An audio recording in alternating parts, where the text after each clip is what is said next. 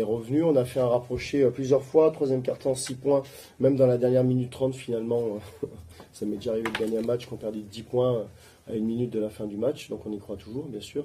C'est une question d'attitude positive, voilà, je suis quelqu'un de positif. Donc j'y crois toujours, même si ce soir on ne s'est pas donné les moyens effectivement de l'emporter haut la main, facilement, sans effectivement craindre un retour du Havre. Ça n'a pas été le cas parce qu'on a été derrière toute la rencontre, pratiquement toute la rencontre.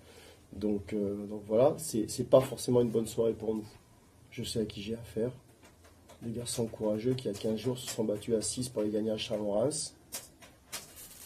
Vous allez m'expliquer qu'en 15 jours, les gens peuvent changer comme ça? Non, ils ont toujours le même courage, ils ont toujours la même envie. Voilà, c'est tout. On a fait un très mauvais départ vendredi contre Paris. On a su retrouver justement les ressources nécessaires pour revenir au score et pouvoir s'imposer. Ce soir, ça n'a pas été le cas, mais à un moment donné aussi, il faut reconnaître la grande qualité de cette équipe du Havre. Je l'avais dit, moi, non, qu'elle était redoutable et que je la redoutais beaucoup. Je vous avais prévenu, j'avais dit qu'elle était capable de mettre 20 points à Limoges chez elle, qu'elle s'incline quand même sur les 5 derniers matchs 3 fois, de moins de 5 points contre des équipes qui sont parmi les 8 premières du championnat. Cette équipe du Havre est une très bonne équipe du Havre, voilà. Alors il ne faut pas toujours, à un moment donné, se dire, mais alors attendez, je ne comprends pas, comment se fait-il que ce soir on n'a pas été capable de battre une aussi pauvre équipe du Havre?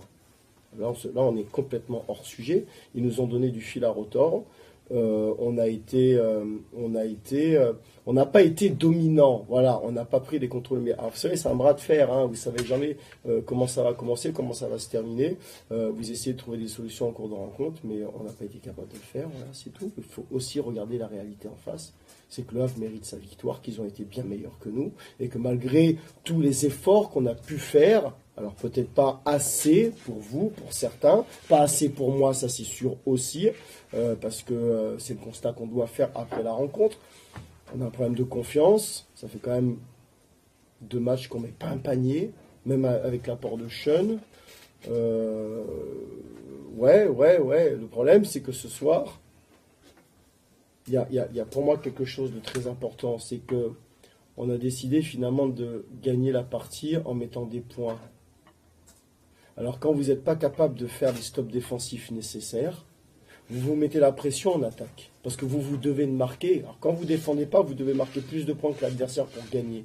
Le problème, c'est que quand en attaque, vous n'êtes pas en confiance et que vous ne mettez pas un tir, eh bien, ça vous met automatiquement la pression. Et la pression, là, après, on la tire avec nous en défense. Et que sur des situations simples, il faut justement déconnecter le cerveau et être dans le combat vraiment. On ne l'est plus parce qu'on se met à douter. Donc quand on doute, on réfléchit. Et pourquoi bon, voilà, après.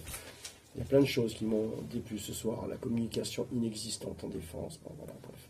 Oui, c'est la réalité d'une saison aussi. Vous avez des joueurs qui sont capables de temps en temps de passer complètement à côté. Cook, en termes d'adresse, n'a pas été efficace vendredi contre Paris. Ça n'a pas empêché d'être bon dans d'autres secteurs de jeu. Je l'avais souligné. Voilà, aujourd'hui, mes 20 points en première mi-temps, 0 en deuxième.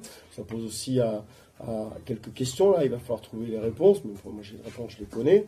Bon, il y a plein de choses comme ça, mais ils ont le droit de passer au travers. C'est l'équipe qui n'a pas le droit de passer au travers. Et qu'au jour d'aujourd'hui, il est toujours très désagréable pour moi, finalement, même si le Havre mérite amplement sa victoire et qu'ils ont été bien meilleurs. Ils ont été bien meilleurs parce qu'ils ont su faire quelque chose que nous, on n'a pas su faire, en termes de sacrifice, d'investissement, etc. Ils sont allés la chercher. Voilà. Il est toujours très désagréable, finalement, d'être battu sans finalement être vraiment sur son identité de jeu.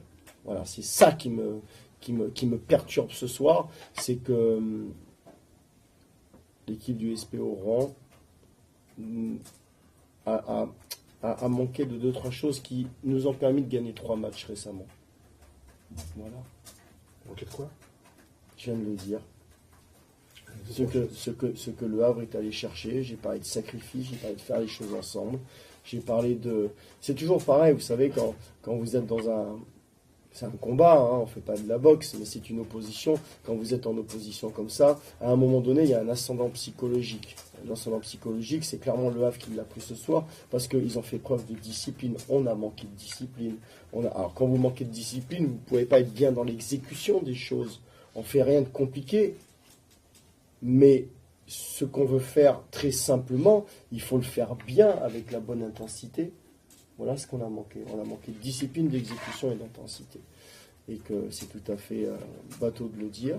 Mais le basket est un sport très très simple qui repose sur ces valeurs-là, des valeurs que je cultive avec le groupe depuis le début de l'année. Ce soir, on n'a pas été dedans, voilà, c'est tout.